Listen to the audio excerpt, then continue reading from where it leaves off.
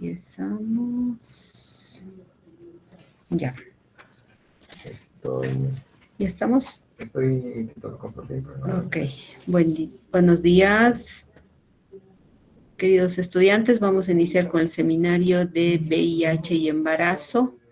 Un tema importante y muy frecuente atención en nuestros centros y además de prevención para evitar cualquier contagio en personal de salud. Adelante.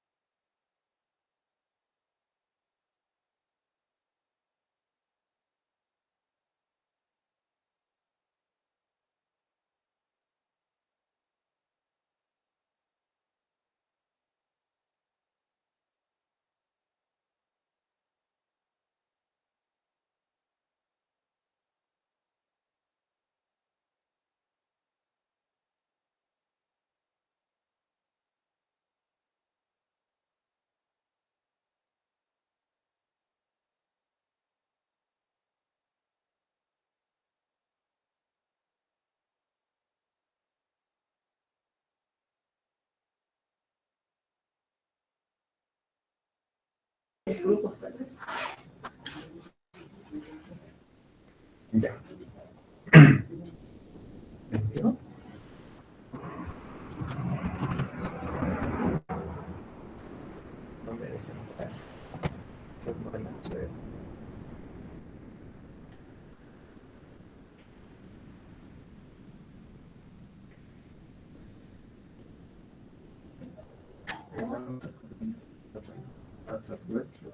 Sí, eso estoy haciendo. Ahorita estoy haciendo.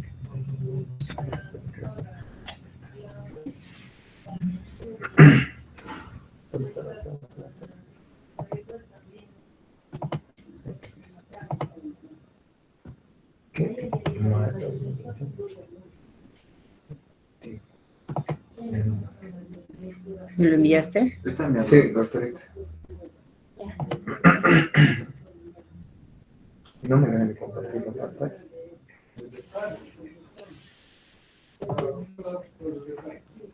Intentamos una vez más. Sentía por si acaso que está intentando empezar. Y ahí. Doctor está ahí. Me avisan si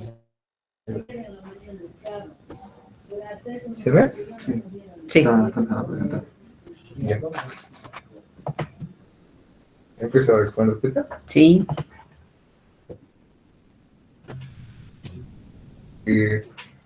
Buenos días. Nosotros somos el grupo 11 de... Nosotros vamos a hablar el día de hoy acerca del VIH y el embarazo. Bueno, primero vamos a empezar con la definición. Como nosotros sabemos, el VIH es el virus de inmunodeficiencia humana. Este virus es un al sistema inmunitario del cuerpo y si no se trata puede causar el SIDA. que es el síndrome de inmunodeficiencia adquirida. Para hablar un poco más acerca de esto, vamos a ver que es el virus de la familia ARN, de la familia de los retrovirus, de la subfamilia de los lentivirus, y esta va a presentar varios tipos de serotipos, como ser el VIH1, el VIH2 y el VIH. Ahora, hablando acerca de la epidemiología, nosotros vamos a ver que los hombres homosexuales o bisexuales son más del 50% de los casos. En estos vamos a incluir el 5% que son adictos a las drogas por vía parenteral. A su vez, vamos a ver que las personas, epidemiología se va a ir más allá acerca del abuso de drogas por vía intravenosa, por el factor 8 y el factor 9, del 0.5%, las transfusiones sanguíneas en el 1%, que son los órganos, los contactos heterosexuales, que son en el 10%, y un no determinado casos en el 6%. Como podemos observar en la gráfica de la derecha, nosotros vamos a ver una proyección del SIDA en Bolivia, que en Cochabamba puede alcanzar el 19.1% para el 2030. El número de los casos activos en el 2016 era de 17.334, que ahora está en ascenso, obviamente, que vamos controlándolo mediante nosotros teniendo más precaución, ¿no? Ahora vamos a hablar acerca del modo de transmisión. El modo de transmisión es por transmisión sexual, transmisión por sangre o hemoderivados o transmisión materno-fetal. A su vez de esto, vamos a hablar acerca de la transmisión materno-fetal, que son la perinatal, transplacentaria, por canal de parto, calostro o leche materna, cada uno con sus diferentes porcentajes que vamos a ir viendo y en las siguientes diapositivas. Ahora para ver de riesgo, los factores de riesgo en el cual vamos a ver que como conocemos son el contacto sexual con personas infectadas por el VIH, antecedentes por ETS, las trabajadores sexuales,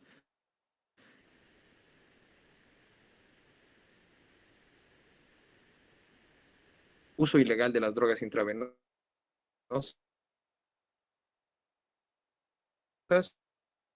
a su vez relaciones sexuales. ¿Y se está cambiando las diapositivas, perdón?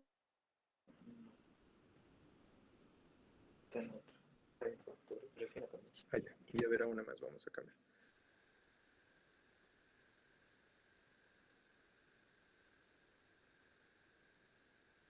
Bueno, en transmisión de materno-infantil, como íbamos mencionando, vamos a ver que durante el embarazo hay un 25% de probabilidades que nosotros tengamos el virus.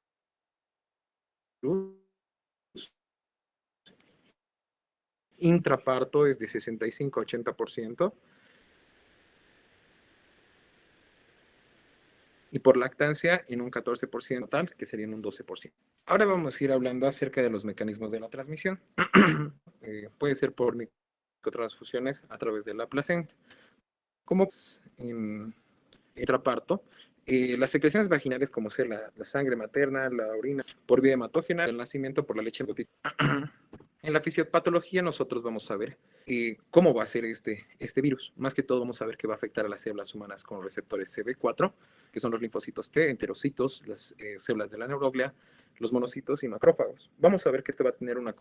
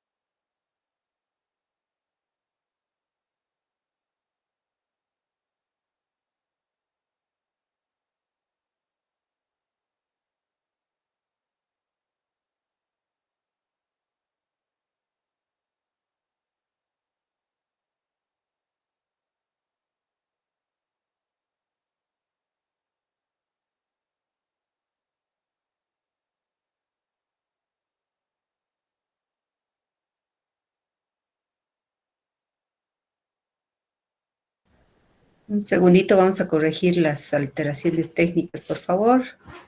Ahorita compartimos nuevamente para continuar.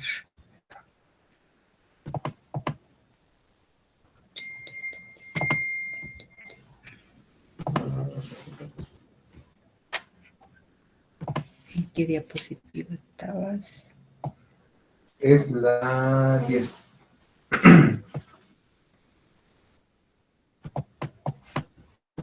Infección aguda. Te toca. A ver.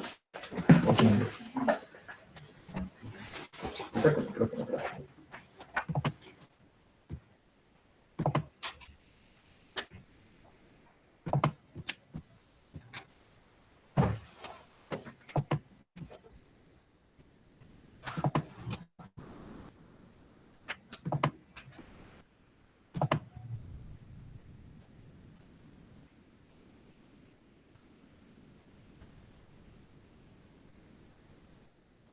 ¿Está visible?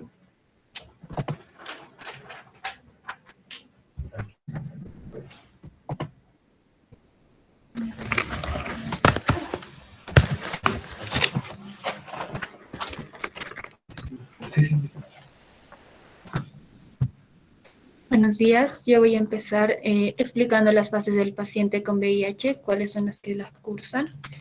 Empezando con una infección aguda, luego posteriormente vamos a ver la fase crónica y al final viendo cómo va a terminar en un síndrome de inmunodeficiencia adquirida. Entonces vamos a empezar con la primera fase, que es la infección aguda. Esta se va a presentar recién desde el momento de la infección hasta posteriormente 2 a 4 semanas después. En la mayoría de casos se podría decir que es sintomática, 80%, 90% de los pacientes llega a adquirir una sintomatología pseudogripal, que quiere decir que mayormente el paciente se presenta porque tiene fiebre en 96% de los casos, linfadenopatías generalizadas a nivel de todo el organismo, faringitis, ras cutáneo, maculopapular, úlceras mucocutáneas, etc.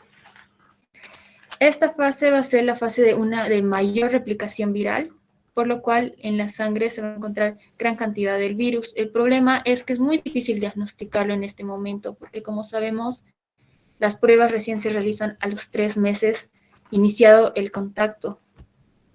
Entonces, muchas veces, pese a que podríamos llegar a tener un tratamiento viral en este punto, si uno no se ha dado cuenta que ha estado en contacto con una persona de VIH, es muy difícil tratar a esta persona.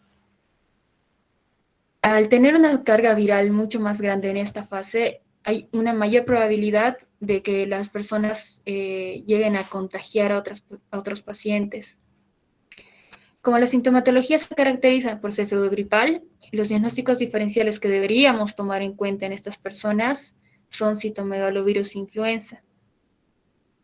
Si nosotros no tratamos aguda, poco a poco vamos a pasar a la fase crónica. Esta fase crónica llega a ser caracterizada por ser una fase asintomática. Esto no quiere decir que el virus haya dejado de replicarse, sino que sí sigue replicándose, pero en cantidades mucho menores que al inicio. Es por eso que también se le denomina la fase de infección asintomática o una fase de latencia clínica, porque aquí la mayoría de pacientes son asintomáticos. Esta infección crónica puede llegar a durar meses, años, dependiendo del tratamiento. Si nosotros le damos un correcto tratamiento acá, antirretroviral al paciente, podría durarme décadas. En cambio, si el paciente no recibiera el tratamiento adecuado, podría llegar a durar desde 2, 3 años hasta 7 años, para pasar a la fase que nos interesa más, que es la fase SIDA, que es caracterizada por tener un síndrome de inmunodeficiencia adquirida. Acá, como les he dicho, el tiempo en el cual se va a dar sin el tratamiento antirretroviral adecuado va a ser aproximadamente 10 a más años después de la infección. Si uno no llega a tratar a estos pacientes, llegan a fallecer en 3 años. Acá el problema no es que el paciente tenga el VIH, porque acá lo que mata al paciente son las enfermedades oportunistas que llega a agarrar porque tiene los niveles, ¿cómo se diría? Porque tiene todo lo que son las defensas disminuidas. Es por eso que es muy común que le agarren neumonías por Pneumocystis jirovensii, que es lo más común, en piel herpes, en los ojos de citomegalovirus. O sea, ciertas enfermedades que usualmente están en el ambiente, que usualmente no nos hacen daño, estas personas llegan a agarrar y llegan a ser casos graves. ¿Cuál es la característica? ¿Cómo sabemos que un paciente está en fase SIDA? ¿Qué me diferencia un paciente que está en fase crónica de un paciente que está en fase SIDA? Básicamente el recuento de células CD4, que como hemos visto en la fisiopatología, en realidad van a ser las primeras en ser destruidas, las primeras en ser afectadas por la enfermedad. Es por eso que la característica de esta fase es que el recuento de células CD4 esté en menos de 200. Es por esto que nosotros debemos saber implementar correctamente el tratamiento antirretroviral. Y como hemos visto al inicio de la exposición, más que todo nos vamos a enfocar en lo que es el embarazo, que está en nuestra población. ¿Cuáles son los objetivos del tratamiento? Primero es que nosotros podamos prevenir una transmisión vertical de la madre al producto, luego preservar la salud tanto de la madre y del hijo, y todo esto para evitar la aparición de resistencias que limiten opciones terapéuticas. Bueno, empecemos. Los fármacos que vamos a utilizar básicamente, se pueden utilizar 5 familias de fármacos. Unos que son los inhibidores de la transcriptasa inversa de nucleósidos, otros son los inhibidores de la transcriptasa inversa no nucleósidos, los inhibidores de las proteasas, inhibidores de integrasa e inhibidores de entrada. Acá hay un montón de fármacos, los vamos a dividir en los que están recomendados, los que son alternativos, aquellos en los cuales se pueden utilizar, pero no hay suficiente evidencia científica que me permita utilizarlos a libre demanda, y los contraindicados. Entre los recomendados de lo que son inhibidores de la transcriptasa inversa, van a estar la acidobudina y la lamivudina. Posteriormente, los alternativos son la didanosina, la abacavir y la estabudina. Y los no recomendados, porque tienen pues falta de datos, estaría el emtricitabina y el tenofovir. Pero más adelante vamos a ver que en realidad en el esquema de Bolivia nosotros utilizamos tenofovir como fármaco de primera línea. ¿Cuál es la contraindicación del tenofovir?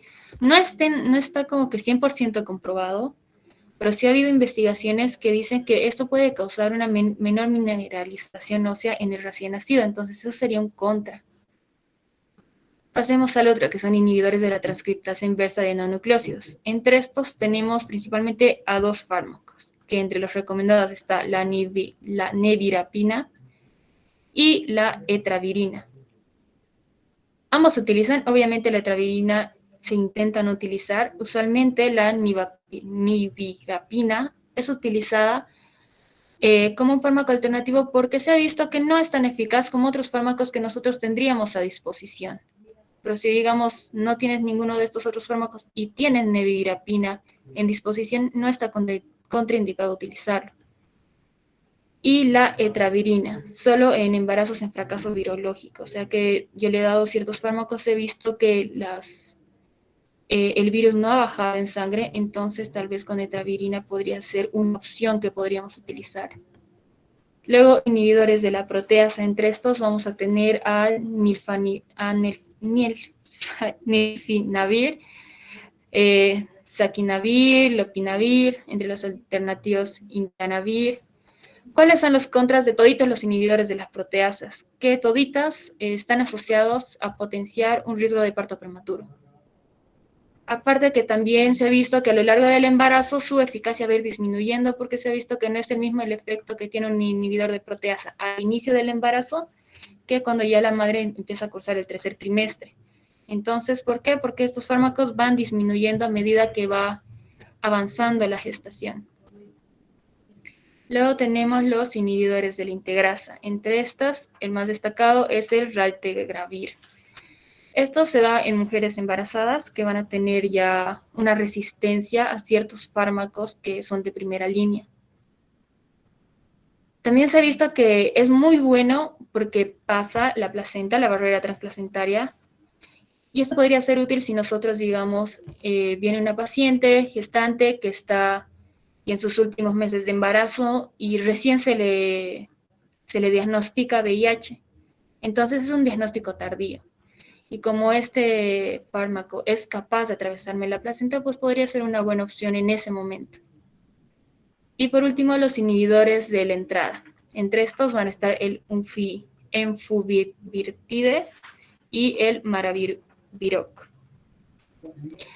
Ambos en realidad no se recomiendan porque no hay suficientes datos.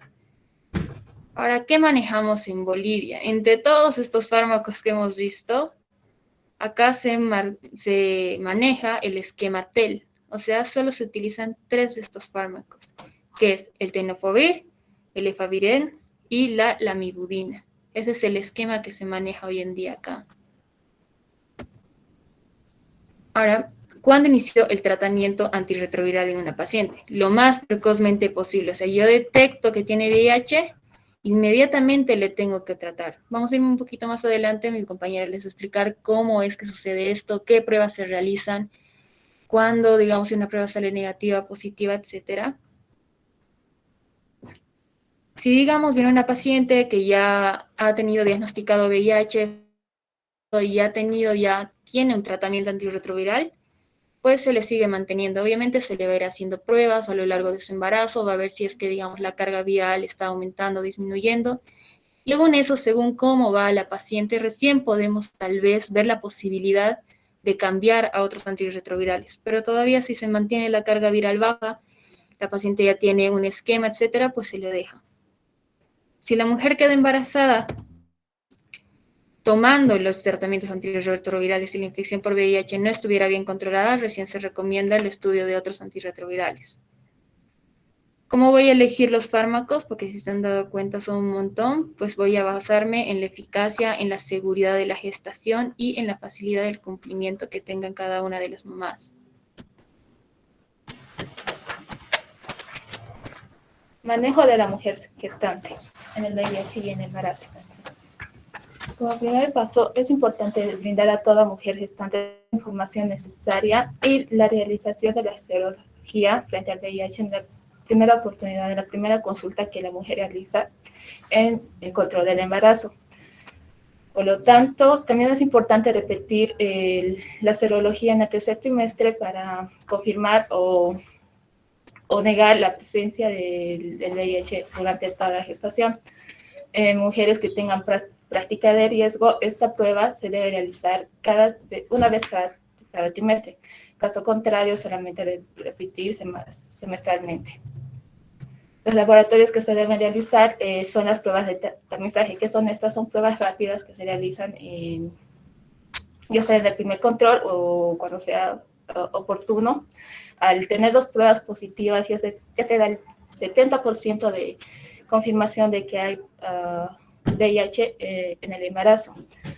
Ya con estas pruebas se puede iniciar el tratamiento antirretroviral. Sin embargo, al presentarse solo una prueba positiva, se debe esperar la prueba de confirmación, que en este caso viene a ser la prueba de ELISA. Y con la prueba confirmada se realiza también el tratamiento antirretroviral. Una vez con la prueba positiva de ELISA, se tiene que realizar también el tamizaje de la carga viral. Todo esto también se tiene que repetir a la semana 34-36 de la carga viral para saber tomar la decisión de cómo será el parto y el tratamiento en el recién nacido. En la práctica clínica vamos a ver o nos vamos a encontrar con 3 grupos de pacientes con clínica determinada. El primer grupo van a ser aquellas gestantes que ya tenían previo diagnóstico de VIH antes del embarazo. El segundo grupo vienen a ser aquellas embarazadas que han sido diagnosticadas con VIH en el momento en que han realizado los controles del embarazo, ya sea al inicio del embarazo o en el momento en que se ha presentado al control. El tercer grupo viene a ser aquellas gestantes que han sido diagnosticadas ya con embarazo en las fases más avanzadas del parto, incluso ya en el puerperio o en el embarazo tardío. El primer grupo, las gestantes con diagnóstico de VIH previo al embarazo, aquí el médico tiene que tomar muy en cuenta si la mujer tiene el deseo de gestar, de estar embarazada. Entonces, en base a eso se va a hacer la planificación del embarazo. El tratamiento antirretroviral en estas pacientes es tomar en cuenta, en el primer caso, las gestantes que han tenido un tratamiento antirretroviral antes del embarazo, cuando llega la concepción no deben suspender el embarazo. La gestación es siempre una indicación absoluta de tratamiento antirretroviral, ya que el tratamiento antirretroviral es tan beneficioso para la salud de la madre, tanto como para evitar la transmisión vertical. También hacer hincapié en que la adherencia al tratamiento antirretroviral se debe hacer para disminuir tanto la carga viral plasmática y la resistencia, crear resistencia al tratamiento. Se deben dar a conocer los beneficios a la madre y también las repercusiones que pueden generar sobre el embarazo, aunque en estudios se ha demostrado que el tratamiento antirretroviral no supone alguna mala formación en los fetos. En caso de intolerancia, el tratamiento como los vómitos, náuseas, que son muy frecuentes en el embarazo, se debe recordar que se tiene que hacer una suspensión simultánea de todo el tratamiento para evitar resistencias. Se debe recomendar el estilo de vida, ejercicios, hábitos, también administrar los suplementos de ácido fólico, hierro, yodo, y indicar a la paciente que tiene que mantener relaciones sexuales con protección y para evitar el contagio a terceras personas. También indicar que no se debe dar la lactancia al bebé. En el segundo grupo tenemos a las gestantes diagnosticadas de infección por VIH durante el embarazo. En cuando se tiene el test de confirmación positivo, se le debe dar toda la información adecuada a la embarazada y informarle que se le va a realizar un seguimiento con un equipo multidisciplinar. También se le tiene que dar todos los aspectos generales de la infección del VIH, como el agente causal, vías de transmisión, medios de prevención, para que la paciente pueda así cuidarse y evitar algún contagio a alguna tercera persona, o la misma paciente evitar la reinfección con cepas diferentes del virus que ella porta. También en el seguimiento del embarazo, informarles que la paciente va a estar controlada por un ginecólogo, por un pediatra, por un infectólogo, y si es necesario por trabajadores sociales y psicólogos que van a hacer el apoyo a la paciente. También hay la necesidad de decirle a la paciente que hay que contactar a su pareja sexual para que haga el diagnóstico oportuno de este. El tercer grupo están las gestantes diagnosticadas en fases avanzadas del embarazo o durante el parto. Recuerda que la mayor cantidad de niños infectados se deben a que tienen madres que no han sido diagnosticadas o su diagnóstico ha sido tardío. Por lo tanto, en las pacientes que no han sido controladas, no se conozca la serología o no se ha realizado la serología, es importante que en el momento del parto se realice un test rápido. Si el resultado es positivo, se le informa a la paciente y se da el test de confirmación. Cuando el test es positivo, se debe actuar con rapidez para evitar el riesgo de transmisión vertical. Y ya después del parto se tiene que complementar la evaluación diagnóstica, establecer los controles de la madre y del niño y también el apoyo psicosocial. En la valoración clínica se tienen que hacer las analíticas y seguimiento durante el embarazo. Como primera evaluación inicial se tiene que hacer todo lo que se le pide en un embarazo normal, la ecografía, la gestacional, valoración nutricional, valoración del peso, etc. Y aparte de eso tenemos que en pacientes que han sido diagnosticadas antes del embarazo con VIH, tener en cuenta todas las enfermedades relacionadas al VIH, tener en cuenta todos los conteos de CD4 y de cargas virales anteriores, y también pedir hemogramas y pruebas de función hepática y renal para ver las funciones de esta y si ha habido o hay toxicidad que se relacione con el tratamiento antirretroviral. También se tienen que hacer las determinaciones de linfocitos CD4 actuales La serología, tanto para el virus, el citomegalovirus, el virus de la hepatitis A, B, C, y el estado de las vacunas, tanto para estos virus como para la influenza, los neumococos. Y se tiene que revisar la historia previa y actual del tratamiento antirretroviral. Esto para ver si la paciente sigue o ha desarrollado alguna resistencia al tratamiento antirretroviral. Cuando se dice que hay resistencia, cuando los niveles de carga viral están más arriba de los 500 copias sobre milímetro cúbico. El seguimiento durante el embarazo tiene que ser multidisciplinar, como ya mencioné hace rato.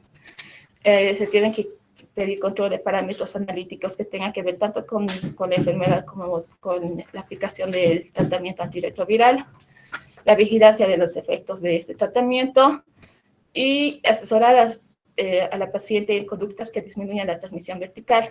¿A qué se refiere con esto? Que tanto el consumo de tabaco como sustancias tóxicas que vayan a afectar el tejido placentario pueden aumentar el riesgo de transmisión vertical. La determinación de la carga viral se tiene que realizar a las 2 a 4 semanas que se ha iniciado el tratamiento o del diagnóstico.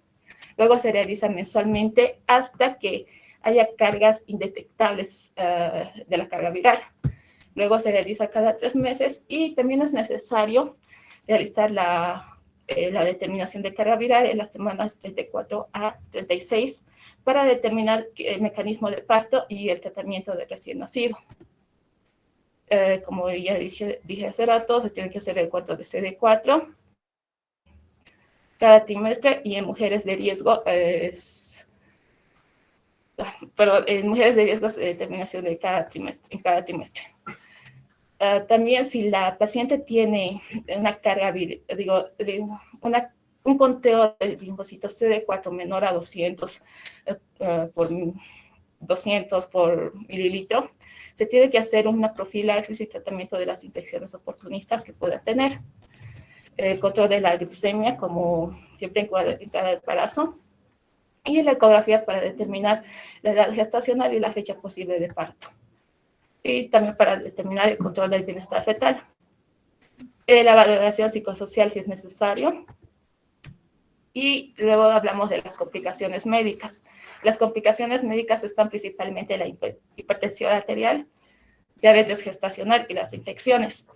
La hipertensión arterial es tomar en cuenta ya que el tratamiento antirretroviral, en algunos estudios se dice que aumenta el riesgo de presentar preeclampsia en aquellas mujeres con tratamiento antirretroviral VIH positivas, en comparación de las VIH no tratadas y en comparación de las personas no VIH. Luego la diabetes gestacional, ya de por sí la gestación presenta un riesgo por los cambios metabólicos que presenta desarrollar diabetes gestacional. Sin embargo, estos riesgos aumentan en las personas con VIH. Y también se dice que el tratamiento con inhibidores de la proteasa aumentan el riesgo de la diabetes gestacional. En las infecciones hay que hacer énfasis en aquellas que puedan ser transmitidas mediante transmisión vertical al recién nacido o al bebé. Entre ellas está el citomegalovirus, el herpes zóster, el herpes simple genital tipo 1, tipo 2. Y también mencionar en esta parte que todas estas infecciones en VIH es más fácil que causen una infección ascendente, provoca la enfermedad pélvica inflamatoria y hay más riesgo, 24 veces más riesgo de que todas estas infecciones produzcan lesiones precancerosas invasoras y también cáncer y metástasis. En el diagnóstico prenatal, si hay la necesidad de realizar algunas intervenciones fetales para sacar la amniocentesis, y la cirugía fetal, por lo general la recomendación es no realizarlos. Pero si hay la necesidad extrema, se tiene que valorar el riesgo y el beneficio. Y el procedimiento se tiene que hacer bajo un tratamiento antirretroviral optimizado con cargas virales indetectables.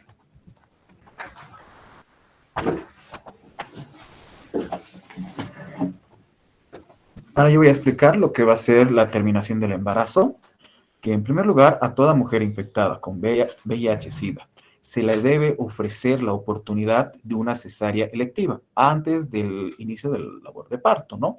Esto se puede hacer a lo que es a las 37, 38 semanas de gestación, confirmando la edad gestacional minuciosamente para evitar lo que son la prematurez iatrogénica, ¿no? Se deberá establecer un día, la hora para la admisión de la embarazada con VIH-Sida, de esta forma para hacer más óptimo el ambiente y reducir lo que es el riesgo materno del recién nacido y del personal. Todas las mujeres, las que se vayan a realizar la cesárea, reciben la sidabudina intravenosa 3 horas antes para efectuarse este procedimiento, ¿no? También se asocia lo que es la ruptura, la prolongación de lo que es la ruptura de membranas.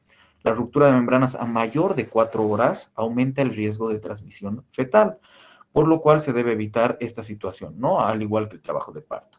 Esta puede aumentar progresivamente después de las 4 horas de las membranas rotas y cerca del 2% por cada hora hasta las 24 horas, ¿no? No es necesario aislar a la paciente portadora de VIH. En los procedimientos invasivos innecesarios, como estábamos explicando, hay que evitar lo que es la episiotomía, la rotura artificial y prolongada de las membranas, como hemos podido ver, el uso de agujas de suturas rectas, el uso de escalpelo para cortar el cordón umbilical, la amniocentesis en pacientes no controladas, la amnioscopía, el monitoreo invasivo, pinzar y cortar inmediatamente el cordón umbilical y bañar inmediatamente al niño con agua y jabón, ¿no? En recomendaciones para la terminación del embarazo, vamos a tener recomendaciones para el parto vaginal y para la cesárea. Para el parto vaginal es con una previa evaluación obstétrica si la carga viral es menor a 1000 copias a partir de las 34 semanas de gestación, además de administrar la sidobudina vía intravenosa, como hemos mencionado, desde el inicio del trabajo de parto hasta el clampeamiento del cordón umbilical. La ligadura del cordón umbilical sin ordeñamiento debe hacerse inmediatamente después de la expulsión del recién nacido. Y monitorear el trabajo de parto cuidadosamente, ¿no? Evitando tactos repetidos y usar el partograma. En recomendaciones de cesárea, igual podemos ver que la carga viral mayor a 1000 copias en las 34 semanas o desconocida y considerar esta carga viral desconocida hasta que haya sido medida antes de las 34 semanas de gestación. La programación de la cesárea deberá realizarse, como hemos mencionado, 37 a 38 semanas y evitar el nacimiento del recién nacido prematuros. La internación debe hacerse tomando en cuenta el tiempo necesario para la administración previa de la sidobudina, inyectables que son 3 horas antes, ¿no? Como hemos mencionado, antes del inicio de la cirugía, de la cesárea. También tenemos en las recomendaciones del parto vaginal, evitar a las parturientas que permanezcan las bolsas rotas por más de 4 horas o en trabajo de parto prolongado, por lo que ya hemos podido ver. Siempre que sea posible, bolsa de agua íntegra hasta el periodo expulsivo. Y se recomienda la utilización de profilaxis antibiótica con cefalotina o cefazolina, 2 gramos en dosis única en situaciones de manipulación vaginal excesiva. Y el trabajo de parto por rotura prematura de membranas, ¿no? Por más de 6 horas. Y en recomendaciones para la cesárea, se recomienda la utilización de la profilaxis antibiótica también con cefalotina o cefazolina, 2 gramos, administradas en dosis única, inmediatamente después del clampeamiento del cordón umbilical. La ligadura del cordón umbilical sin el ordeñado y el alojamiento en conjunto de la madre y el niño. También vamos a tener un manejo de rotura prematura de membranas en la gestante con VIH, ¿no? Que lo vamos a identificar con las edades gestacionales, tratamiento y un comentario, ¿no? En la edad gestacional inferior a 26 semanas, el tratamiento es terminar el embarazo. De 27 a 30 semanas, tiene que ser el tratamiento, puede ser conservador, iniciar y proseguir con el targa, la antibioterapia profiláctica y la maduración pulmonar. Estas complicaciones de la prematuridad que es severa sobrepasan el riesgo de transmisión vertical y se tiene que evaluar el riesgo-beneficio, como estaba mencionando. De 34 semanas se inicia y se prosigue también el targa, la antibioterapia profiláctica, la maduración pulmonar y valorar la finalización de la gestación, ¿no? Y se aconseja realizar la cesárea por el mayor riesgo de transmisión vertical que se asocia a la prematuridad, ¿no? Y superior a las 34 semanas, es finalizar la gestación y se le da por optarle, ¿no?, la cesárea electiva. El manejo intraparto. El periodo de mayor riesgo va a ser de la transmisión vertical, es justamente este momento, ¿no? Y los factores de riesgo más importantes que vamos a tener es la carga viral plasmática y las secreciones cérvico-vaginales, el estadio que se encuentra la enfermedad, la duración de la rotura de las membranas, la duración del trabajo del parto, el TAR recibido y la vía del parto, ¿no? Vamos a mostrar algunos manejos en las distintas situaciones clínicas que podemos tener. Por ejemplo, en las gestantes en la que se desconoce la serología del VIH y se presenta con rotura de membranas o trabajo de parto en la semana 36 o más, ¿no? Se realiza un test rápido de VIH que se va a encontrar en un kit, ¿no?, en las salas de parto, que vamos a explicar en una imagen adelante. Y si es positivo, se inicia el tratamiento intravenoso con sidobudina, ¿no? Idealmente al menos 2 horas antes del parto y practicar la cesárea. Iniciar la administración concomiante de otros antirretrovirales, como explicó mi compañera, el TEL, ¿no? Tenofovir, efavirenz y la lamivudina. Y confirmar la serología del VIH lo antes posible. Como mencioné lo del test rápido, ¿no? Se escoge el dedo a trabajar, se limpia el área con un algodón con alcohol y se espera que el alcohol se seque, se abre la lanceta y se coloca la lanceta sobre el área a realizar la punción del dedo. Se presiona hacia abajo la lanceta y no se retira hasta que se escucha el clic. Se descarta la primera gota con un algodón seco y se presiona nuevamente el dedo hasta que vuelva a formar una nueva gota, ¿no? Y se toma el capilar del plástico y con el dedo índice se presiona a la mitad del capilar, generando un vacío, ¿no? Y deja que la sangre suba en el capilar. Esto sería con respecto a lo del test rápido.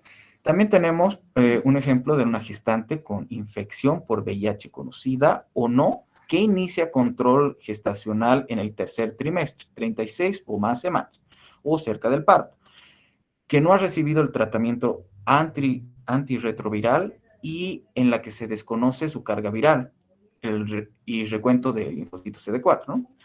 En este se va a recomendar iniciar el tratamiento antirretroviral con TEL, de nuevo, al tiempo que se solicitan las determinaciones de la carga viral, los linfocitos CD4 y el test de resistencia. La cesárea electiva en la semana 38 bajo el tratamiento intravenoso con sidobudina, que se debe iniciar entre 2 y 3 horas antes de la cirugía y hasta el corte del cordón umbilical, como seguimos mencionando. Y otro ejemplo, una gestante con infección por el VIH combinado, pero con carga viral mayor a 1000 copias en la semana 36. En este se continúa el tratamiento ya que está respondiendo a la disminución de su carga viral plasmática, pero dado que todavía no se han alcanzado los niveles indetectables, se recomienda cesárea electiva en la semana 38 bajo el tratamiento intravenoso con sidobudina, como en el caso anterior. Y en gestante con infección por el VIH TAR combinado con carga viral indetectable, menor a 50 copias, en la semana 36. En estos casos, no se ha comprobado que la cesárea electiva mejore el riesgo de transmisión vertical al feto, un 1% menor, frente al parto vaginal aumentado. Sin embargo, los riesgos maternos se recomienda este último, ¿no? salvo otras indicaciones obstétricas. En el caso de gestantes con carga viral entre 50 a 1000 copias, se individualizará la conducta a seguir. En gestante con infección por el VIH, en la que se ha decidido previamente cesárea electiva, que se presenta con rotura de membranas en la semana 37 o más en trabajo de parto. Iniciar con la sibutidina intravenosa. El modo de parto debe decidirse individualizado, valorando el tiempo de la rotura, como hemos podido ver, y la progresión del parto, la carga viral, y se trata con el antirretroviral adecuado. Gracias.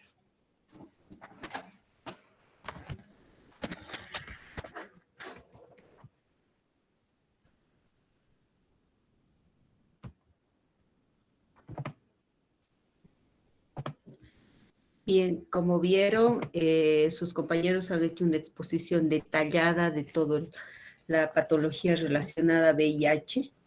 Han enmarcado perfectamente los cuadros en los que ustedes van a estar expuestos a identificar pacientes.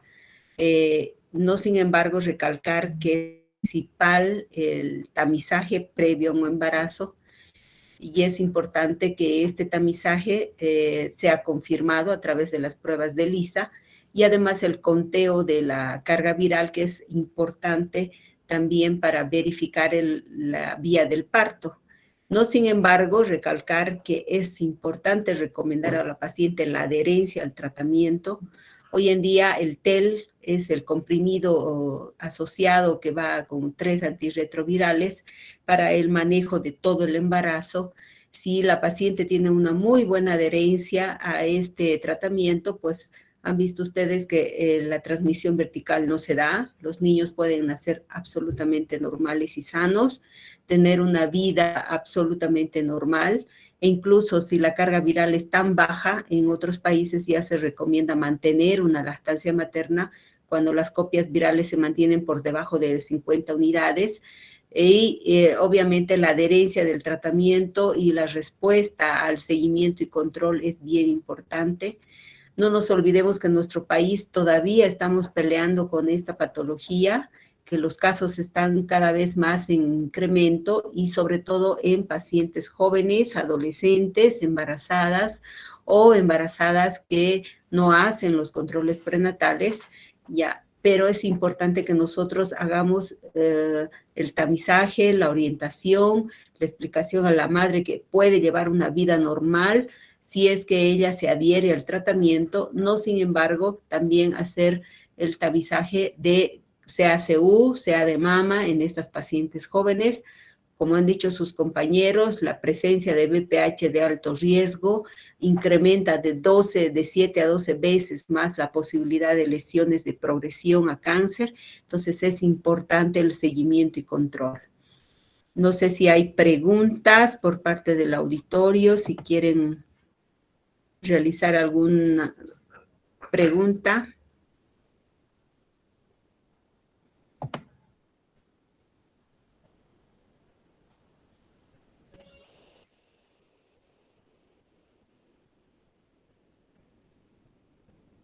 Nadie. Bueno, si no hay preguntas, entonces damos por concluido el seminario y estaremos viéndonos en la siguiente clase. Buenos días. Buenos días. Todavía buenos días.